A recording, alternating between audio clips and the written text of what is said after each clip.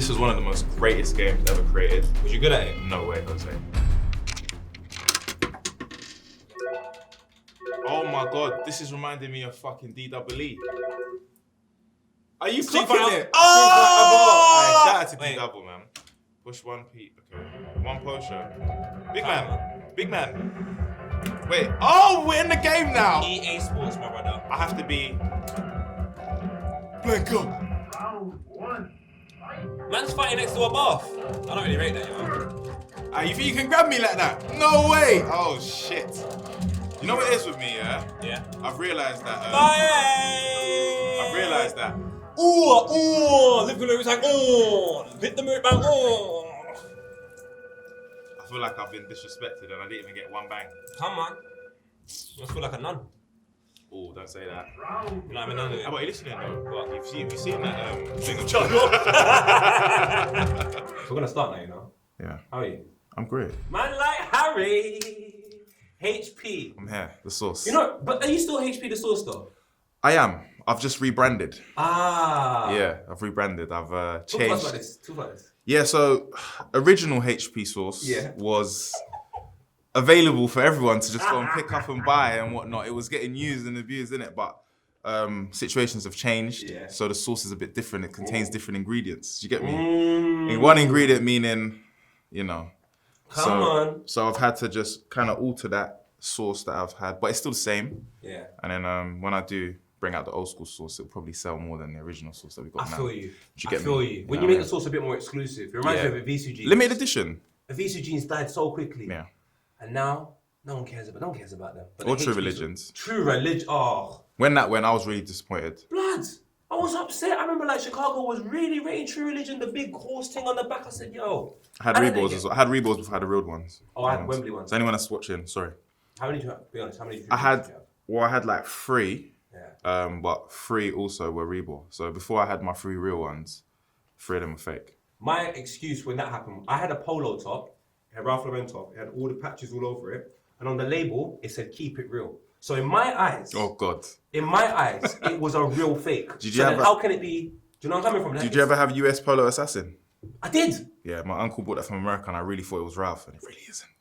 Wait, it's not Ralph. It's got nothing to do with It's Ralph. nothing at all. It's US Polo Assassin. So it's a different man on the next horse. The next horse. It's not. They're not cousins. They're not related. Nothing at all. They might have drove past each other, Gideon up, but that was it. You know, parents are liars, fam.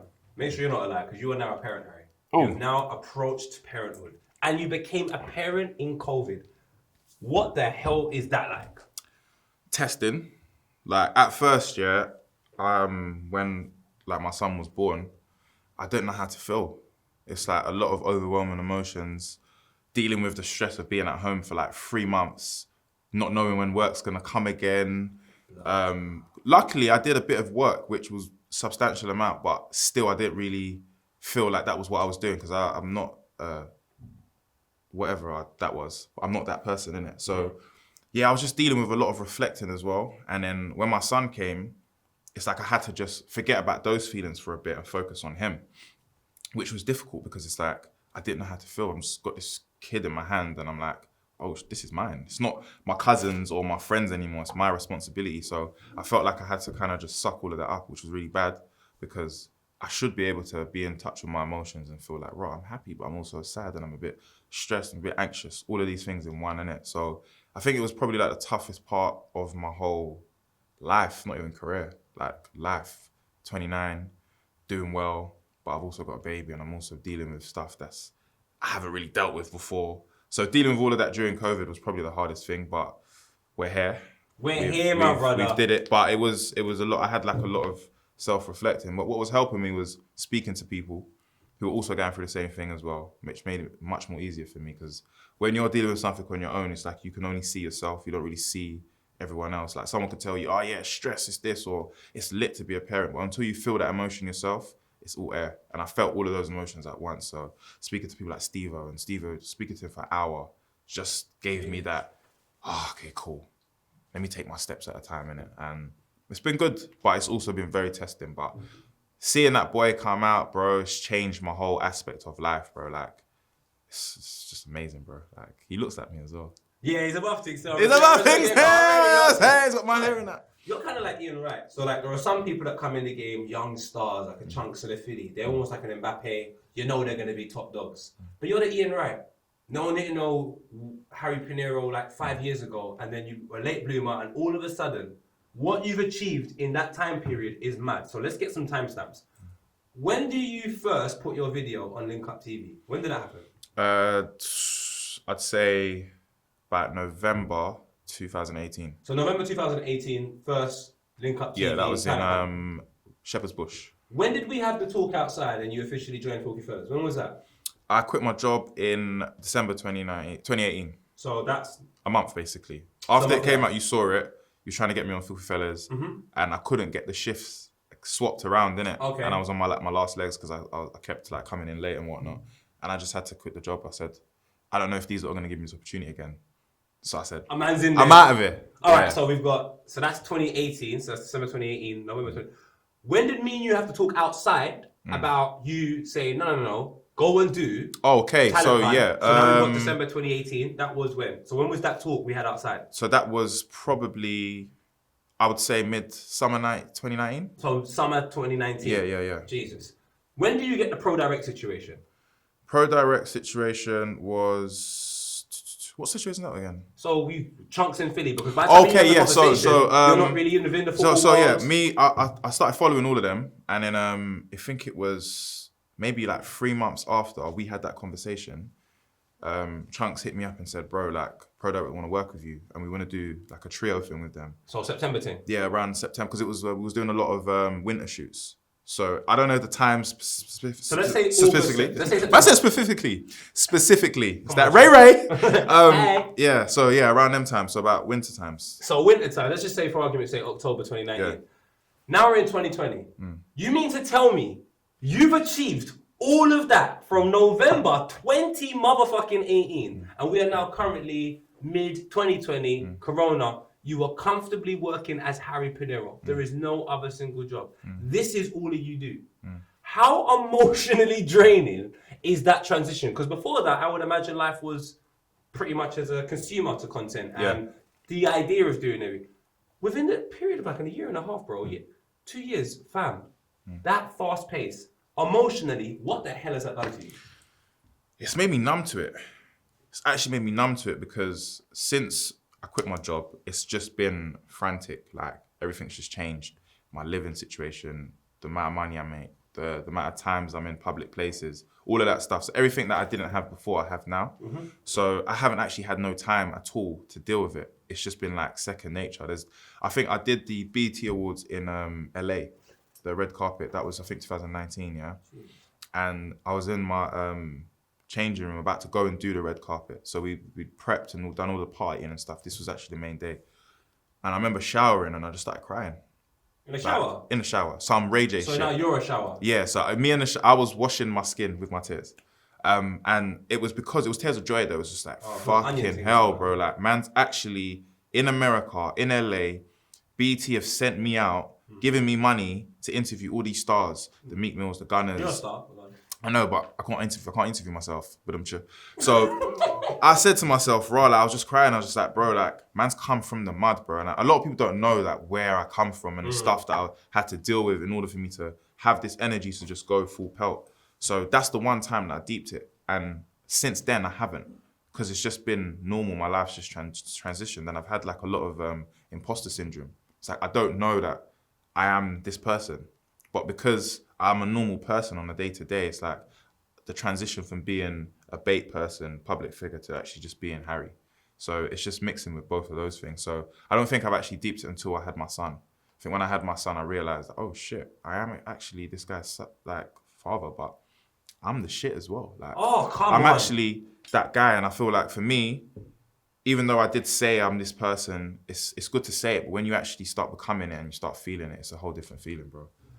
So Harry P, let's take a look, because there's no point of us talking too much of your Filthy Fella journey. We're actually on the channel, we're all here. I want to know more about this Pro Direct stuff, because when you got over with Chunks and Philly, that's when I've said, yo, my man's gone. Yeah. What type of attention and what type of vibe does it change? Because you're like, when you do Link Up TV, I know that you're speaking to the hood. Yeah. And they're very honest, tell you exactly how they feel. They will see you on the street, and it's very accessible because you're making content for an audience of people that you're actually amongst all the time. When you do Pro Direct, I imagine that's people in Middlesbrough, that's people in Stoke, that's like people that you wouldn't usually speak to, different homes, reaching out to them. What type of response and what type of energy did you get off the back of doing Pro Direct stuff, and how did that change the way in which you even want to make content? Yeah, well, a lot of people didn't know who I was when I was doing the Pro Direct stuff. Yeah, because sometimes it's mad because when you get like 100,000 followers, you feel like the whole world knows who you are. Yeah, I'm with you. Do you get me? Like, it's like everyone knows who you are, but really it's not. Like, and Chunks and Philly have built an amazing brand individually for themselves, which I credit them. They're amazing two people. Saw that I was similar to them in some capacity and just brought me along. With Sky Sports, they're the ones who linked me up with Sky Sports. So they linked you? They linked me up. Okay. Pro Direct, Foot Asylum, all of them. It's all through them. They linked you. They're the ones Did that you did meet that. Ned at Pro Direct? Who? Ned. Oh, Ned, amazing guy. Shout out to Ned. Wherever Ned is right now, I love you, bro. You've always been a real one. But yeah, so when I went to their audience, it was more I got to prove to them that I'm worthy to be on this channel because Chunks and Philly have already done that hard work. Yeah. Do you get me? So when I went on there, I think the first video we did slapped. I can't remember what one it was. And then a lot of the comments was like, "Who is this guy?" And then the more I started doing it, it was like, "Where's Philly?" They wanted us as a trio, innit? Because they really like Chunks and Philly. It works so well together. But then when I came in, it was like, "Oh, who's this infiltrator coming in to mess it up?" But then because we was working well together, I remember we went Birmingham to film something, and then someone stopped me and goes, "Hey, I saw that touch you done with Lucas Moura, blood. Yeah, you're doing your thing." And it was weird to me because I thought he was going to clock me for my Instagram videos. Yeah. So it just opened up a new audience to football because I'm a big football fan. Obviously, I'm part of FilthyFellas, but for them to know that that's another part of it as well, it's just opened up another market for me, another way of income as well. And I'm able to just be myself on those platforms to some capacity because obviously there's all these things that you've got to follow and guidelines. But to still be able to be myself on there was sick because then now I've got a different audience through what Chunks and Philly have done. Not really Pro Direct, because Pro Direct is the channel, but it's Chunks and Philly that really make it work. Like, because if it was anyone else on there, no disrespect to anyone, it's not working. Them two make it work to the best of their ability. They both thrive off each other, which is amazing. So yeah, that was like the thing for me that made me just tap into the football world, apart from FilthyFellas.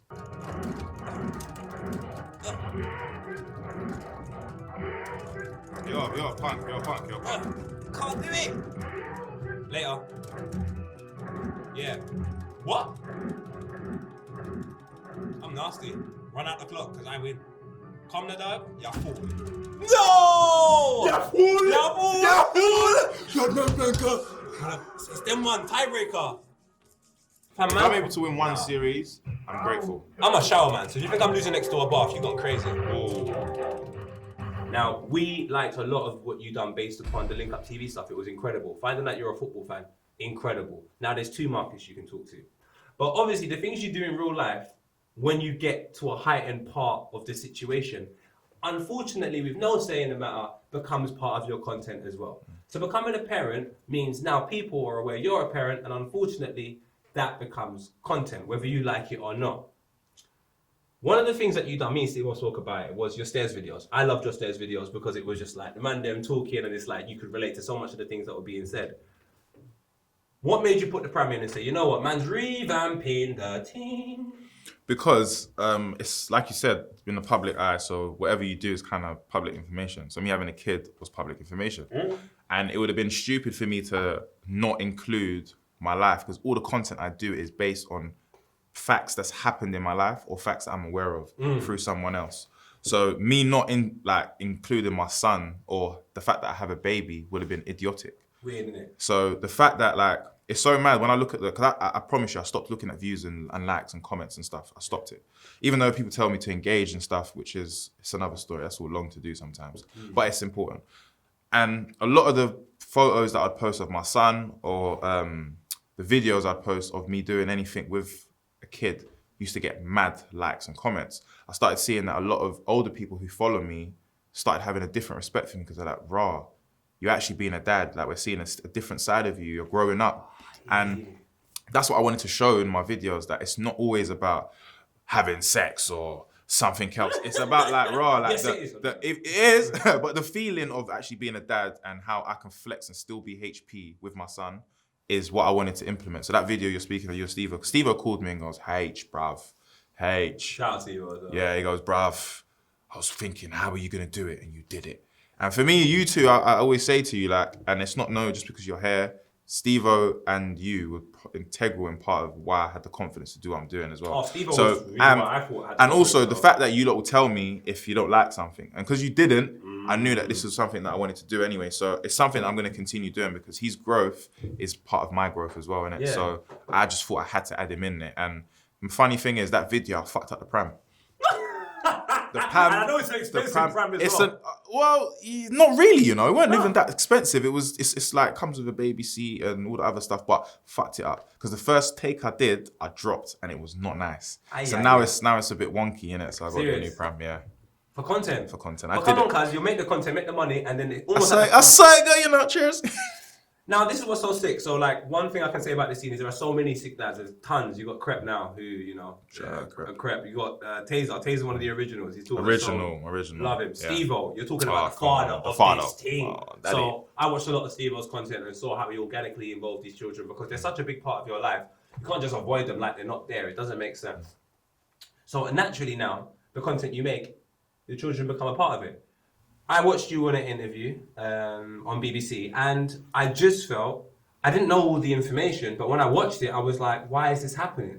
This type of conversation with an individual that I look at as an absolute king, and I'm very proud to be, for him to be my friend and me to know him, he should be having this conversation in a place where he feels comfortable. And most importantly, he speaks to the community of people that have allowed him to elevate to this position in the first place. Not a commercial audience of people that are going to say whatever they like. What was that situation like for you 24 hours later? It was weird because it wasn't what initially it started out to be. So what was it meant to be at the start? So let's say this is, I'm not too sure I think my son had just been born. So prior to that, I got a DM from someone who works at BBC One Extra. And then they said to me, would you like to come on and speak about being a dad in 2020? And I thought, cool. There's like, it's A. Show. I was a big fan of A. Show. I felt like the clips that I didn't actually listen to it, but there was clips I used to see on BBC and I used to think, nah, this is sick. Like very unfiltered, very real. I'm thinking, raw, you can talk like that on BBC. So I was like, yeah, I'm down for it. So come to the day now, Zoom meeting, the Zoom meeting comes, I see A. I see, I think someone, the producer that was part of the show as well, was there as well. So we're talking, we just started talking. Now, obviously the thing's recording, but I'm not aware of that like that, innit? So Caught man off guard. And it was supposed to be about dads in 2020, bro. Not relationships in 2020 or interracial relationships. It was dads in 2020. That's the only reason why I actually went into that. Because I would never, ever, I don't speak about my personal life, ever. So pause right there. That's the intention you have going into the situation due to the information you have prior. When Dottie asked that question, what goes through your mind? So when she asked, if you even watch, whoever's watched that, would see my reaction was very like, I didn't know what to expect, like what to say, because even my answer was not thought of. Because I feel like if I knew what it was going to be, I wouldn't have said nothing. So when she's asked me that, it was more, she's asking me, you see the comments and all of that other stuff. And I was like, I just don't care. I said that, really what I wanted to say was, my relationship is my relationship. I made these decisions for myself. And that's what it is. Me speaking about my missus being a white Algerian is what people took as a bite to come at me and say, oh, he's with a white woman and there's no white Algerians and there's no this and all of that. And it's like, it lost the context of actually what I was trying to say. The message what I was trying to say, which I didn't deliver the right way, fair play, was that I'm with someone who I don't think stops me from being a black person. At the end of the day, I'm still able to be myself. And she's an African, but she's not black. And I'm saying that she actually takes in my own who I am and doesn't make me, I don't have to be someone else around her. That's what I was basically trying to say. It got misconstrued. And I think people that watch that would understand what I was trying to say. But the fact that BBC, A. knew what initially they wanted and couldn't say it to me was why I was upset. Because it's like, what you posted was not what we spoke about in length. That conversation was probably like a minute long. The whole other conversation was 30 minutes and we're talking about being a dad, how I grew up, culture, and all that other stuff. So it's as if they knew what they was doing. And I felt disappointed in myself where I should have known better. Because it's one of those things where it's like, I looked at A. sideways for that. Oh, wow. because it's like, you knew what initially was emailed to me or said to me. It was supposed to be about dads in 2020. Why the fuck are we talking about what relationship I'm in? Or the comments that we see? And I don't care about the comments because everyone's entitled to their own comments. But what rubbed me the wrong way was that the amount of outrage for it. Yeah, 100. And it was like, I didn't know you lot cared so much about me because I've never seen that sort of support for my good stuff that I do. Or if I'm celebrated for doing the right thing, but the minute I am with a white person, it's like, oh, wow, well, he can't be black then. Saw a comment saying, well, you can't be pro-black. You're with a white woman. I've seen jokes about, Jamaica, because I said that, you know, she's taking me to Jamaica. They was like, oh, yeah, what, did she make you curry goat then? It's like these little jokes. Like, and I'm a strong person, innit? Like, get me? I can hold the banner. I get onto football players, bro. So I understand that once you're in a public figure, those things are supposed to happen. But it's like, is this what you lot are really angry about? The fact that I'm with someone that's not black? Does that make me not black? Do I have to start screaming out what I do for black people? No, I'm not going to do that. Because if you know me, you know what I meant by that. And it was just like, it was a big wake-up call to know that regardless of who you are and how much they love you, they don't really care. Because people that, I mean, if we're speaking about like Black Lives Matter and stuff like that, if I was someone who was a weak person, that stuff can end someone. Yeah. Because it was going on for weeks on end. Up until now, I still get messages. Serious? From it. Do you know what I'm saying? And it's like, for me, it was just a big wake-up call that I will never, ever speak about something personal to me on a platform that I don't respect or a place where I don't feel comfortable, like you said, to do it in it. And yeah, it was just a big wake-up call to know that, you know, there's an agenda there in it. I've never, ever said it publicly, but I felt like I was used and my situation was used, and it wasn't used for the benefit of myself. It was used for the benefit of that organisation and for Doc. It's the millennial thing, innit? Interracial, it's the new thing. I feel like I'm in Brazil. Like, that's what I can see. And I just think it's a bit trash. But I'm glad that you come through it. I'm glad that you are the person that you are. And the most important thing is, I'm glad that you're still able to be Harry Pinero today. And that was never going to stop, though. I need people to understand that. Like, because there's you were speaking about it the other day. I have a slogan, which is, we are winning. They are losing. I've never known someone who's winning to take so much pride or time into something that doesn't concern them. I'm always going to take that responsibility, and I'll take responsibility for even going on there to speak about it, because I should have never done that. However, it doesn't take away the fact that people have this thing where it's like, I saw people saying, well, Harry's cancelled on Twitter. Cancelled where? Where the fuck am I cancelled, people? Like, where? Because this cancelling culture, you need to understand, yeah, I'm a strong person in it, but there's people that are influencers, that are musicians, that are YouTubers, that really feel what people are saying, and it really does affect them. Because it's like, imagine being someone on social media, you've built confidence up to this position where you're actually going to make a career out of it. People love you, you do one thing wrong, and they want to break you down. That's not nice. And we're doing it to our own people. Do you get me? We're our own people. We're seeing it with Kanye, bro. Do you get me? We're seeing it with so many black people who, we love to scream Black Lives Matter, but bro, our own people are suffering as well, regardless of how successful they are as well. And I think that's the problem with me, and that's why I don't really speak on those things, because I feel like there's a lot we need to put into this bubble of Black Lives Matter in it. And I just felt at that time, because of who I was with, it's like it didn't matter, because the person wasn't black. Do you know what I'm saying? This is the one thing I will say before we get onto some great things that you're doing that I want to talk about, that people don't get to see. I've always looked at, or as I've read in the past year, I say always, what a fucking lie.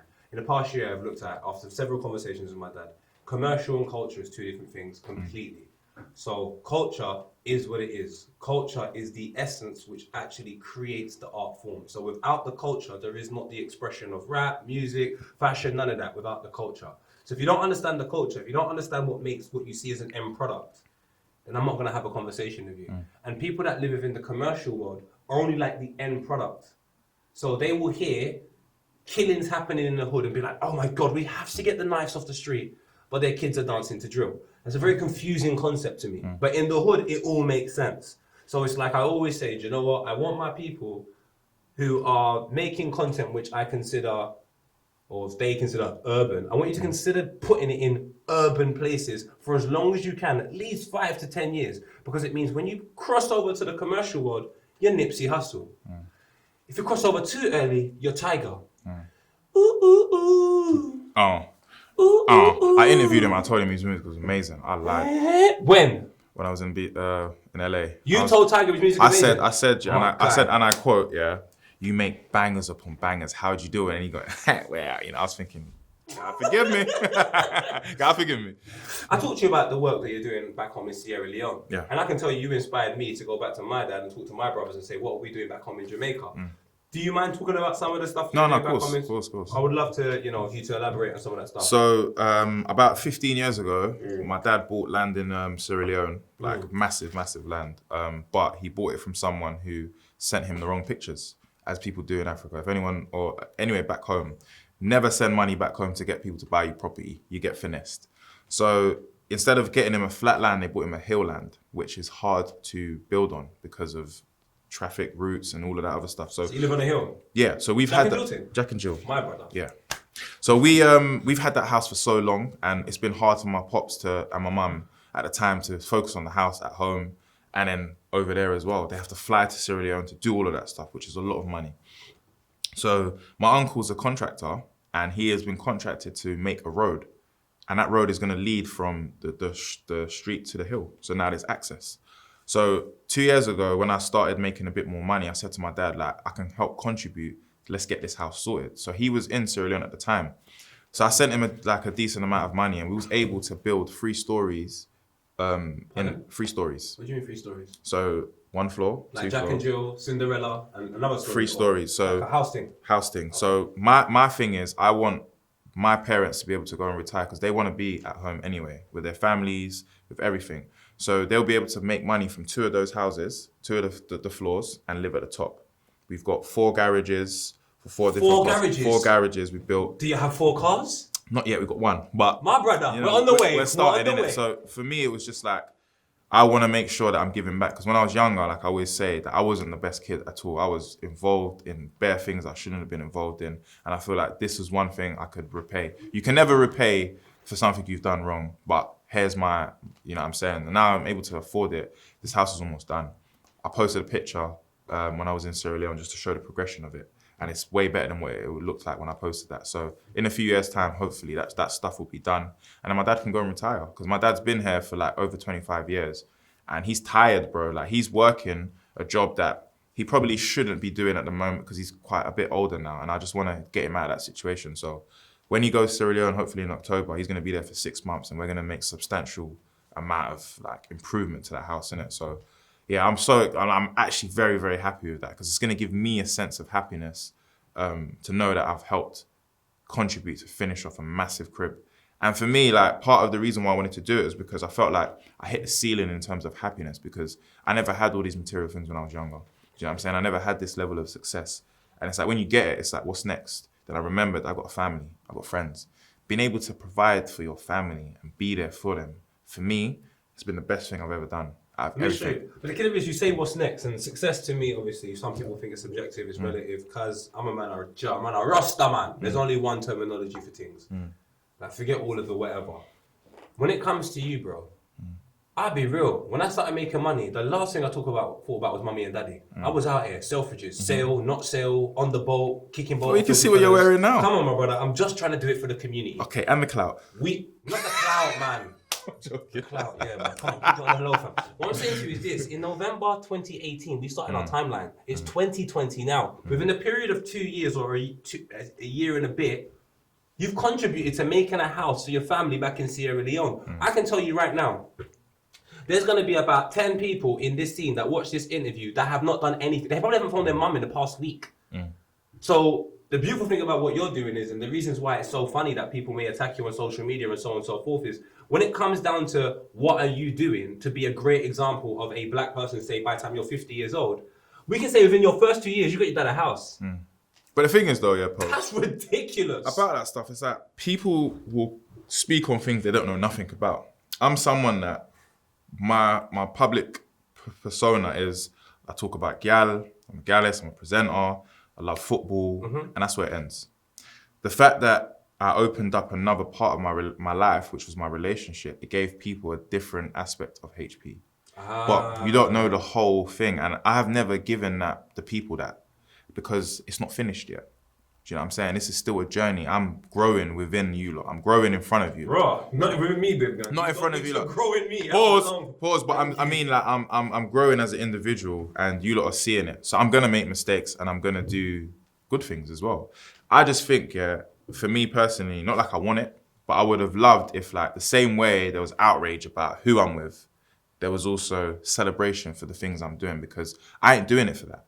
But it's like, let's have a level playing field here, because you can't be happy with me when I'm doing content and in a minute I'm not doing what you like. Do you get me? Because it's like, basically what it was like, my situation offended so many different people, but I didn't know these people cared about me so much, because I don't care about half of the things I see online. And it just made me realize that you can't please everyone. Mm-hmm. I have internal happiness knowing that if I die today, there's enough infrastructure at home, back home, for my family to finish off that house. No, are you seeing the skanks? Yeah, I don't like that. Yeah, you just get man in the corner and you... Man a bad man blanco.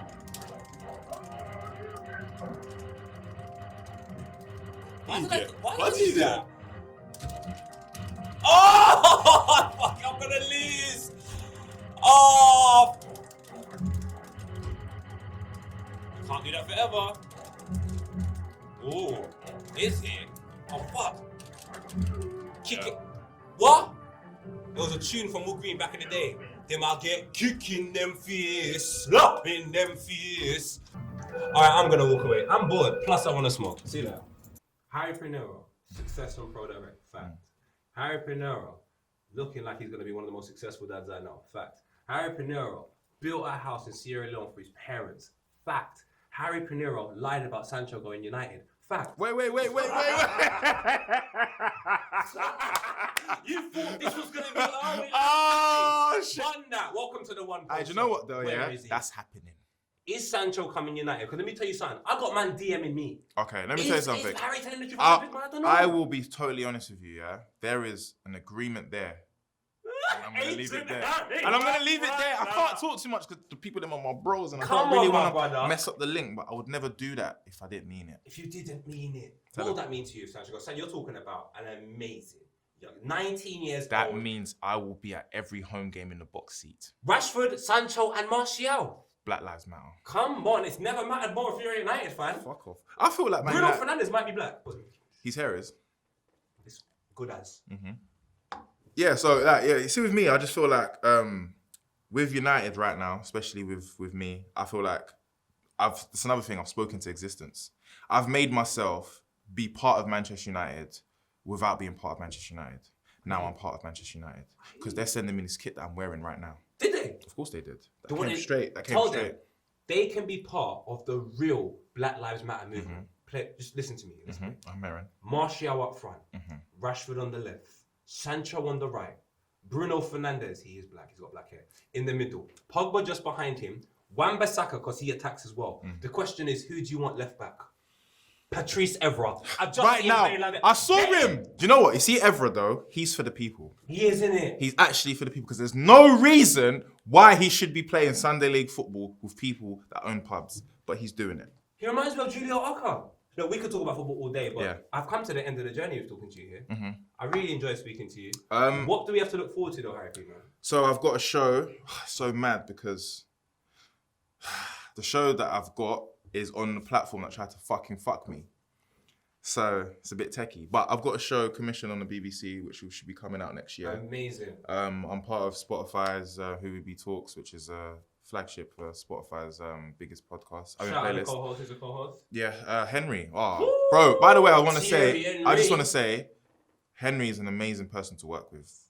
Out of all the people that I would have been able to work with, I never thought it would be as good as it would be with Henry. Like, she's actually amazing, and she's full of life, full of energy. So shout out Henry. Shout out Zion as well. Zion looks after Henry. Shout out to the whole team. The renowned team. And then we're doing a lot of work with Adidas at the moment. So look out for some stuff with us lot as well. What you saying it? Yo! Yeah, obviously you see the free stripes and come on, man. Brandon, you know what I'm saying? You're not walking no more. Money I run. Money I run, man. You know what I'm saying? But yeah, no, I'm just happy. I'm happier now that I know where I'm going and what makes me happy and what makes me good. I know that, you make mistakes as you go on, bro. You just got to learn. But at the end of the day, man is winning, and that's all that matters. Come on, my parents had me. Do you know where I was conceived? In a party. My parents didn't know each other. In the party. I was conceived, so I believe they had their thing. Yeah. I hope I'm using the right terminology. And I'm upset I was born in a hospital and it was proper thing. Okay, So I'm they about to tried say I thought you got born in the party. That was, I wish. Imagine that. innit? Welcome to the party. I came out like, woo! Let me see some. R.I.P. Pop Smoke. Listen, everyone, thank you so much if you've watched this long. I've watched a lot of Jerry Springer recently. Wow. And he used to have a closing statement. Take care of yourself and each other. My thing, and I know you've been trying to kill me on the blogs and everything, but that makes me say it more. Dance a yard. Before you. Dance abroad. And I must say, Wiles and Lowett.